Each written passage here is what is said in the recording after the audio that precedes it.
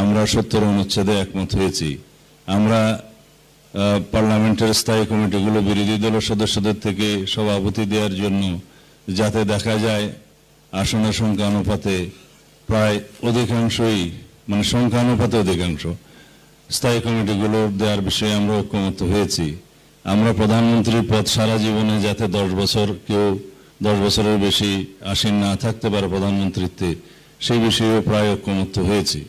আমরা রাষ্ট্রপতি নির্বাচনের জন্য গোপন ব্যালটের মাধ্যমে স্বাধীনভাবে যদি উভয় কক্ষ যদি উচ্চ কক্ষ প্রতিষ্ঠিত হয় উচ্চ কক্ষ সহ এমপিদেরকে ভোট দেওয়ার বিষয়ে এই বিধান করার জন্য আমরা একমত হয়েছি। আমরা চিফ জাস্টিস নিয়োগের ক্ষেত্রে শুধু একটি দল বাদে বাকি প্রায় সবাই একমত হয়েছে যে সিনিয়র মোস্ট অ্যাপিলেট ডিভিশনের 2 জনের মধ্য থেকে রাষ্ট্রপতি স্বাধীনভাবে চিফ জাস্টিস নিয়োগ করবেন।